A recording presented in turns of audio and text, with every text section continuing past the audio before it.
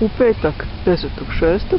je na Jarunu podignuta plava zastava, znak kvalitete vode za kupače.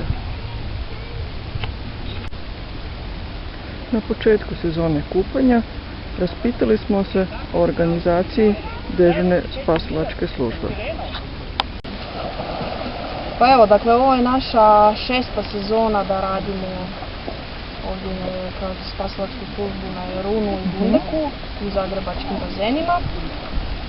Svake godine zapošljavamo u prosjeku oko 100-tinjak spasioca preko sezone, dakle ovisno o broju kupača na plaži. Na Jarunu imamo 12 spasilačkih promatračnica a na Bundeku 4.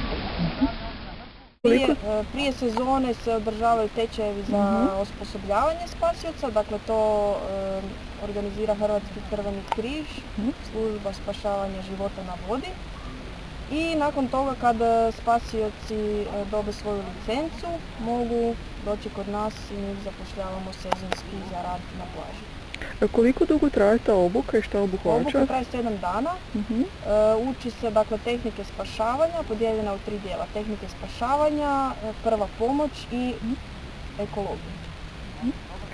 Pa evo, moj ime je Denis Derešić, 2 godine već radim u spasilačkoj službi. Evo, kad je sve u redu, kad je sve lijepo vrijeme, sve super, jako dobar posao, ali zna biti stresno, ali inače sve u svemu u redu. Intervencija ima ovih nekih porezotina, to ima po više puta dnevno, ovako neke sitne, ali baš utaplja neke od intervencija nisu toliko česte, to ovako se desi otprilike jednomjesečno, ali ovisno.